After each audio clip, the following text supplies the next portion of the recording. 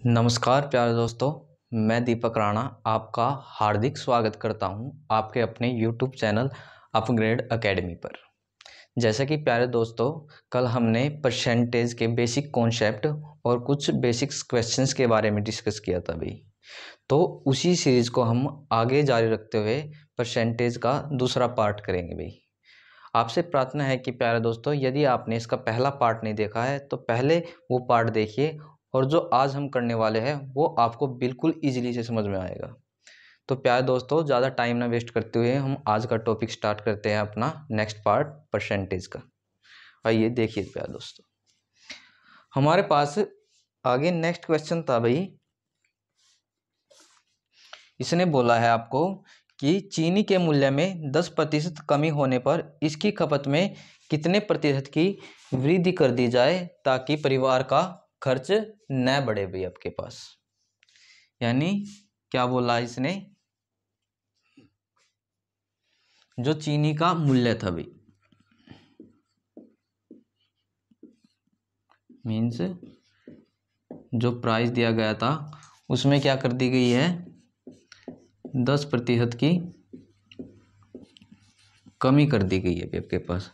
तो ये बोल रहा है कि इसकी जो खपत में कितने की वृद्धि कर दी जाए कि परिवार का खर्चा ना बढ़े, मतलब खर्चा उसको उतना ही रखना जो पहले किया करता था, और क्या है समान और जो प्राइस है वो इक्वल हो जाए आपके पास।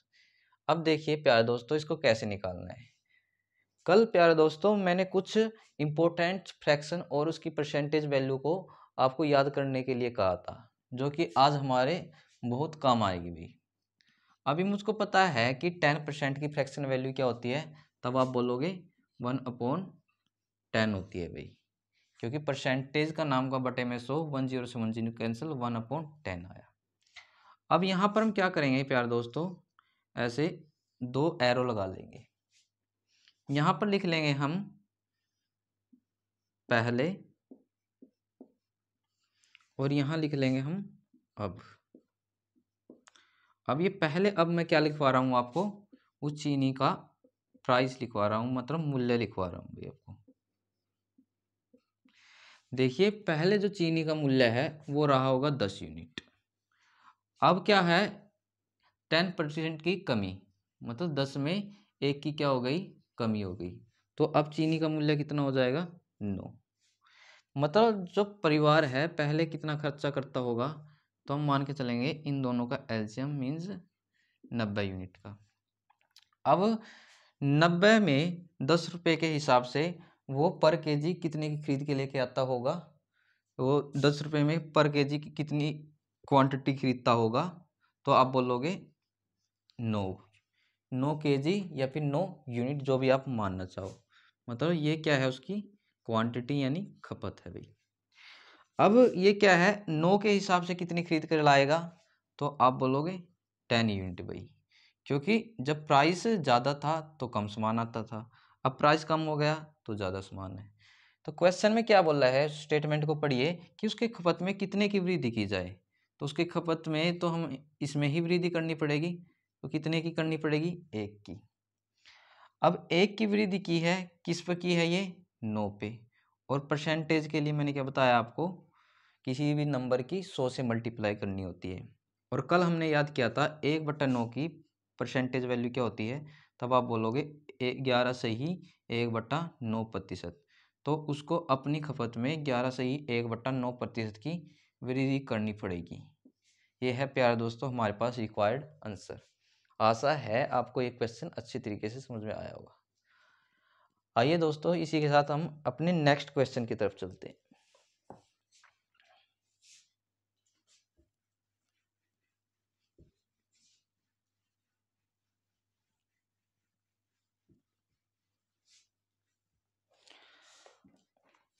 अब नेक्स्ट क्वेश्चन क्या है भाई, ये है हमारे पास दूसरी टाइप से रिलेटेड क्वेश्चन। इसने क्या बोला है कि सनी को एक परीक्षा में उत्तीर्ण होने के लिए 36% अंक प्राप्त करने हैं। एक लड़का है, यदि उसको क्या करना है, उत्तीर्ण होना है, मीन्स पास होना है, तो कितने अंक प्राप्त करने होंगे उसको, 36% प्राप्त करने होंगे। और उसने कितने अंक प्राप्त किए, 24% अंक प्राप्त किए, यानी ये क्या है, उसके प्राप्त अंकों का प्रतिशत है, यानी जितने उसने ऑब्टेन किए भी। और वह कितने अंकों से फेल हो जाता है यानी अनुत्तीर्ण हो जाता है, तब वो आप बोलोगे 9 अंकों से। ये कोई परसेंटेज नहीं है भाई। अब पूछा क्या गया था आपको कि भाई परीक्षा का कुल पूर्णांक बताए, क्या होगा भाई, ये आपको निकालना था। अब देखिए कि उत्तीर्ण होने के लिए उसको कितने अंक चाहिए थे, तो आप बोलोगे 36%, लेकिन प्राप्त कितने किए, 24%, और रह कितने से गया, 9 से। यदि मैं इसमें से ये वाली वैल्यू घटा देता हूँ तो वो किसकी इक्वल आ जाती है, 9 के। तो प्यारे दोस्तों बस अब इसको सोल्व कीजिए। 36 में से हम 24 को घटाते हैं, 6 में से 2 4 गया 2, 3 में से 2 गया 1, मीन्स जो 12% की वैल्यू है किसके इक्वल रहेगी, 9 के। और 1% की वैल्यू यहाँ से निकालते हैं तो किसके इक्वल रहेगी, 9। ये गुणा में था, उधर जाके भाग में हो जाएगा, क्योंकि जो पूर्णांक होगा भाई किसी भी परीक्षा का वो हमेशा 100% माना जाता है। तो इसको 100% करने के लिए हम दोनों तरफ क्या कर देते हैं, 100 से गुणा कर देते हैं। 100 की 1% से गुणा की तो ये तो हो गया आपके पास पूरा 100%। और इसको हमने सोल्व किया 4 से, 4 तिया 12, 25, 3 तिया 9, तो 25 तिया 75। तो मतलब जो परीक्षा का पूर्णांक था वो कितना था भाई, आप बोलोगे 75 अंकों का था। तो ये है प्यारे दोस्तों हमारे पास रिक्वायर्ड आंसर है। तो आशा है प्यारे दोस्तों आपको ये क्वेश्चन अच्छी तरीके से समझ में आया होगा। आइए दोस्तों आगे चलते हैं हम अपने नेक्स्ट क्वेश्चन की तरफ।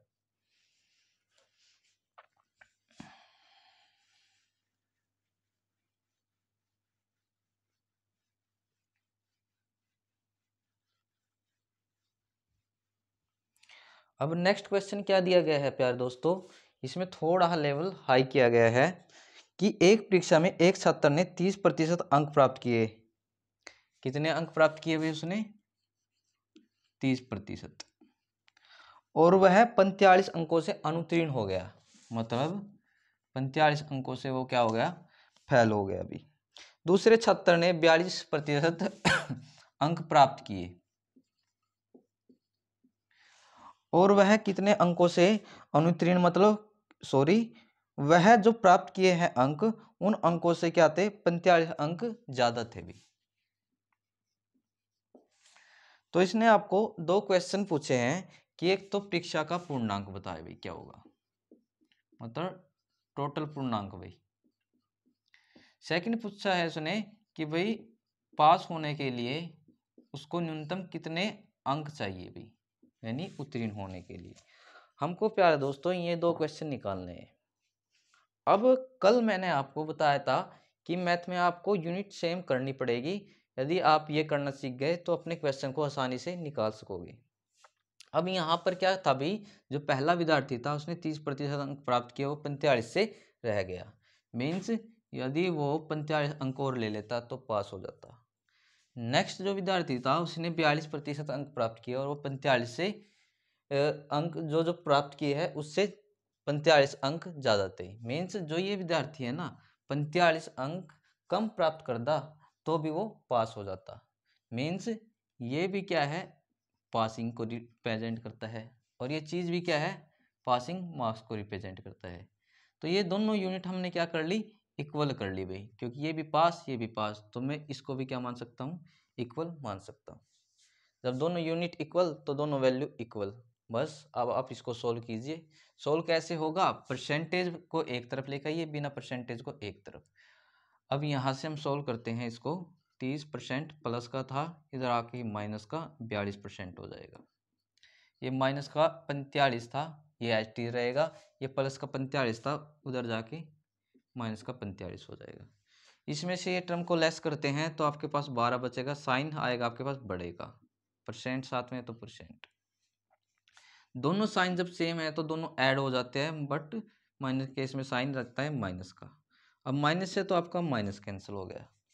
अब यहाँ से आपके पास 1% की वैल्यू कितनी रहेगी, तो आप बोलोगे 90, ये गुणा में तो जाके भाग में, तो यहाँ से हमको क्या करना है, 100% की वैल्यू निकालनी है।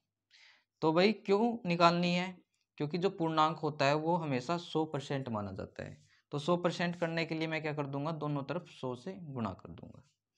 यहाँ से मेरे पास 100% की जो वैल्यू रहेगी वो कितनी आ जाएगी भाई, आप बोलोगे 4 से कैंसिल किया, 4 तिये 12, 4 से 25 गया, 3 से कैंसिल किया 30 पे, तो 25 0 0, 25 तिया 75। यानी जो परीक्षा का जो कुल पूर्णांक था वो कितना था, 750 अंकों का था। ये तो था भाई हमारे पास पहले क्वेश्चन का आंसर।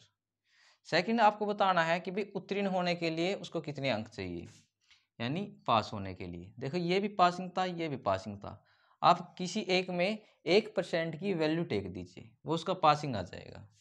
अब इन्होंने क्या दिया जाता है पासिंग के लिए, 30% प्लस का 45, हमने ये उठा लिया। आगे देखिए, जो 30 मल्टीप्लाई में, और 1% की वैल्यू किसके बराबर थी, 90/12 के भी, और प्लस में क्या आता है, ये 45 रहेगा भी। तो बस अब इसको सॉल्व कर दीजिए। तो किससे कैंसिल होगा आपके पास, 6 दूनी 12, 6 पंजे 30, 2 से कैंसिल करेंगे आपका 45 से, 45 दूनी 90 आ जाएगा आपके पास।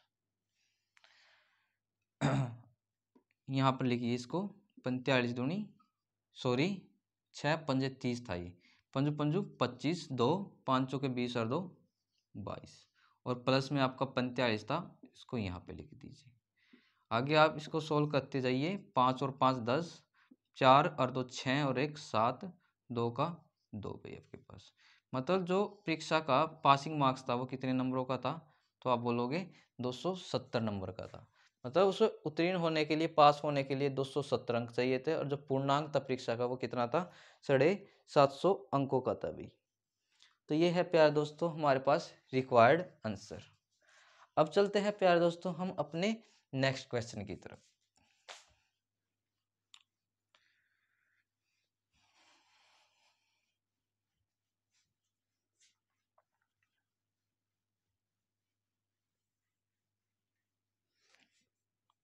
अब नेक्स्ट क्वेश्चन में क्या है अभी आपको, ये दूसरी टाइप से रिलेटेड क्वेश्चन दिया गया है।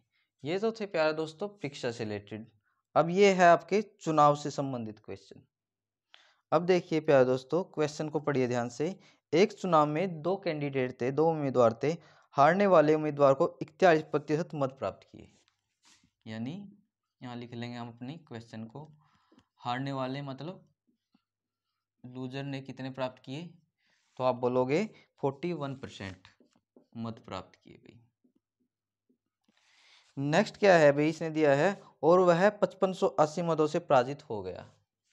मतलब हार कितने मतों से जाता है भाई वो, तो आप बोल दोगे 5580 से। तो कुल मतों की संख्या बतानी है भाई, यहाँ लिख देंगे हम उसका 5580। निकालना क्या है आपको, कुल मत भाई, मतलब टोटल वोट कितनी रहेंगी। अब देखिए प्यारे दोस्तों, हम इसको बिल्कुल आसान तरीके से करेंगे। हम मान के चलेंगे कि भाई मतदाता सूची में कुल 100 यूनिट मत डाले गए होंगे। अब क्या है, जो चुनाव होते हैं उसमें दो कैंडिडेट के बीच मुकाबला था, तो सीधी सी बात है, तो एक कैंडिडेट क्या रहा होगा, लूजर रहा होगा, यानी जीत वो हारने वाला, और एक कैंडिडेट क्या रहा होगा, जीतने वाला। ये बोल रहा है कि जो हारने वाला है ना, उसने कितने मत प्राप्त किए, तो आप बोलोगे 41%। तो जीतने वाले ने कितने प्राप्त किए होंगे, आप बोल दोगे 59%, मतलब 59%। आप 100 का 41% निकालते हो तो कितने मत आते हैं यहाँ पे, हारने वाले के 41 मत। आप 100 का 59% निकालते हो तो जीतने वाले कितने आते हैं, 59%। अब बात करते हैं, जो ये लूजर है विनर से कितने मतों से हार जाता है, तो आप बोलोगे 9 में से 1 गया 8, 5 में से 4 गया 1, 48 मतों से हार जाता है। मीन्स जो आपकी 18 यूनिट की जो वैल्यू है वो किसके बराबर आ जाएगी, वो जितने एक्चुअल मतों से हार रहा था, मतलब 5580 मतों से। तो यहाँ से 1 यूनिट की वैल्यू किसके बराबर रहेगी आपके पास, तो आप 5580 ये गुणे में था इधर आके भाग में हो जाएगा। 8 और 1 9, 5 5 10 18, मतलब 9 से डिविजिबल है दोनों नंबर भाई। यानी इसको कैंसिल करेंगे, 9 दूनी 18, निमी 54, 9 दूनी 18 0, 2 से कैंसिल किया तो यानी यहाँ पे आपके पास एक यूनिट की वैल्यू कितनी आ जाएगी, 2 3 6, 20 का आधा 10। आपको निकालने क्या थे, टोटल मद निकालने थे, और टोटल मद आपने कितने मानने हैं, 100 यूनिट मानने हैं, जिसमें कि एक यूनिट की वैल्यू मेरे पास थी 310। तो यहाँ से 100 यूनिट की वैल्यू क्या बन जाएगी, आप बोलोगे 31,000। तो मतलब टोटल मत कितने डाले गए थे, 31,000। तो ये होगा हमारे पास रिक्वायर्ड आंसर। तो आशा है प्यारे दोस्तों कि ये क्वेश्चन आपको अच्छी तरीके से समझ में आ गया होगा। इसी के साथ हम अगले क्वेश्चन की तरफ चलते हैं।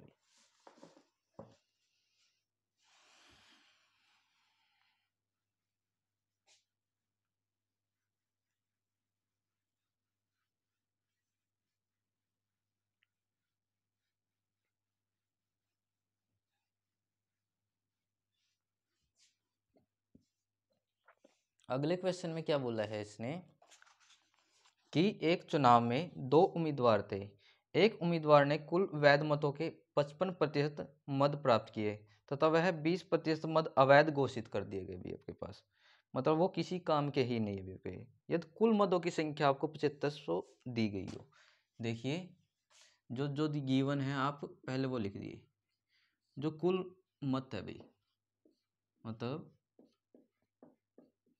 टोटल वोट दिए गए हैं आपको, तो आप बोलोगे कितने, 7500 भाई। नेक्स्ट क्या है भाई, आपको क्या गिवन था कि भाई वैध मतों की संख्या,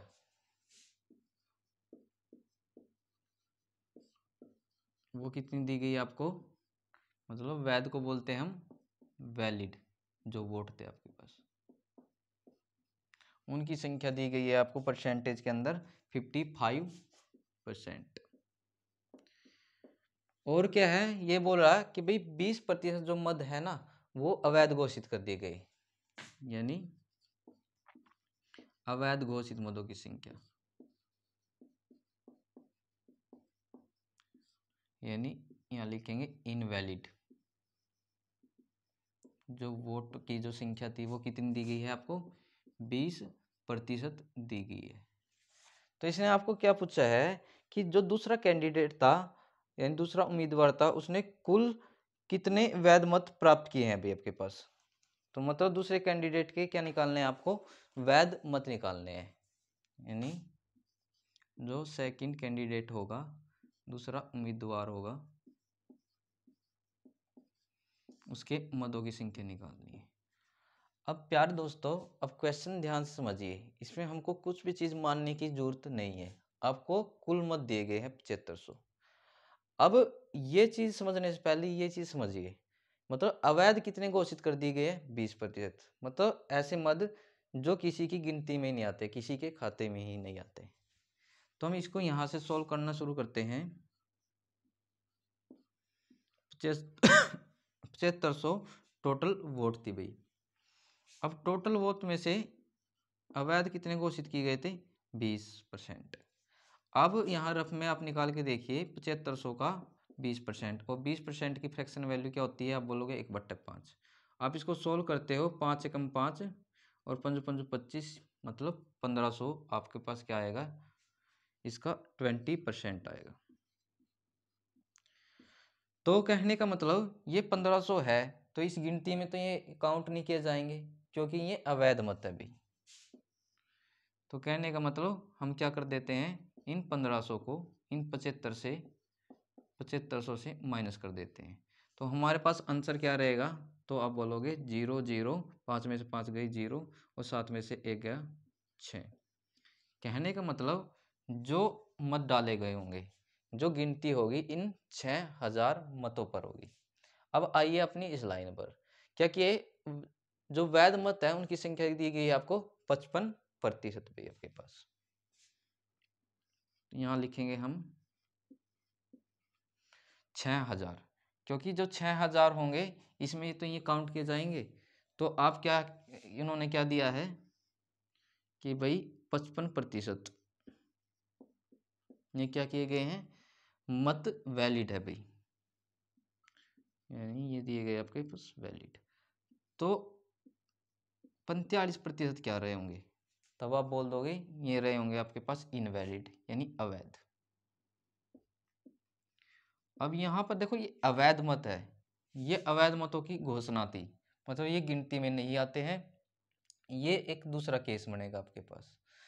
अब बात करें कि उसने ये पूछा है कि दूसरा कैंडिडेट था कि उसने वैध मतों का कितना प्रतिशत प्राप्त किया, तो वैध मतों की संख्या कितनी थी 55%।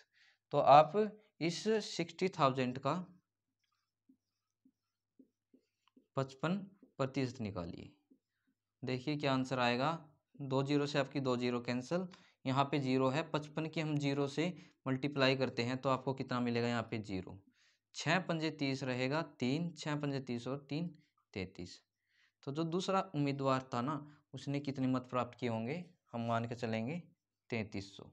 तो ये हमारा रिक्वायर्ड आंसर आ जाएगा अभी आपके पास। आशा है कि भाई प्यारे दोस्तों ये क्वेश्चन आपको अच्छी तरीके से समझ में आया होगा। इसी के साथ हम अपने नेक्स्ट क्वेश्चन की तरफ चलते हैं।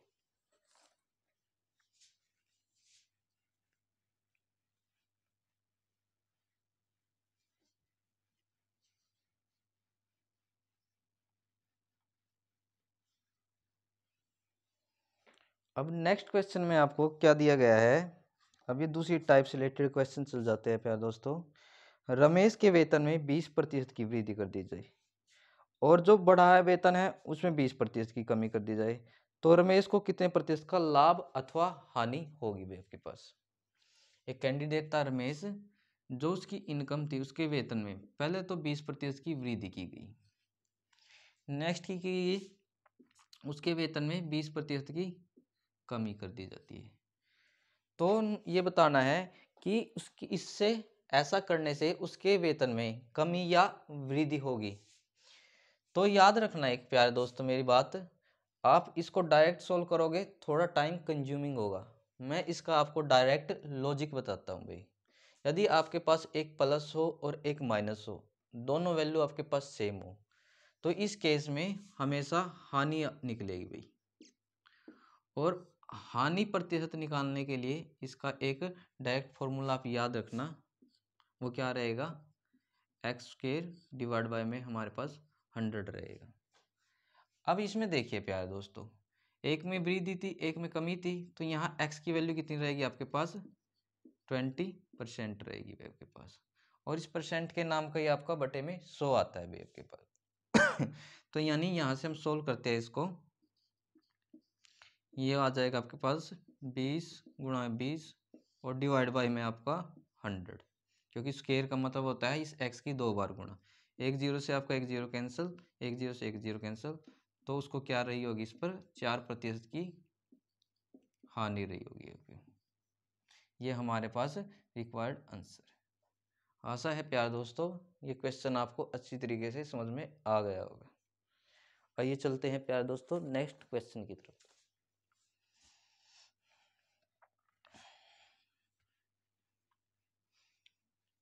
अब आप खुद ही बताइएगा इस क्वेश्चन में, उनका एक वस्तु की दर में 10% की कमी और उसकी जो खपत में 10% की वृद्धि, तो ये बताना उसके राजस्व पर क्या प्रभाव पड़ेगा। यानी क्या बोला गया आपको, जो टैक्स की रेट में 10% की वृद्धि कर दी गई, सॉरी यहाँ पे दिया गया आपको कमी कर दी गई, और जो खपत है उसमें 10% की वृद्धि कर दी गई। तो उनको इससे जो रिवेन्यू है यानी जो टैक्स है उस पर क्या प्रभाव पड़ेगा। मैंने बोला था दोनों चीज सेम हो, एक माइनस हो या एक प्लस हो, या एक प्लस हो या एक माइनस हो, तो इस केस में हमेशा हानि होती है।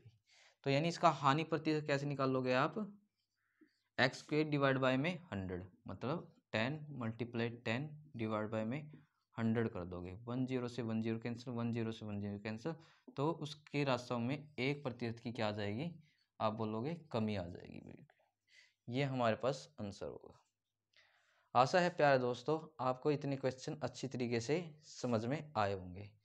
वीडियो को ज़्यादा लंबी ना करते हुए प्यारे दोस्तों हम अपनी वीडियो को यहीं पे रोकते हैं।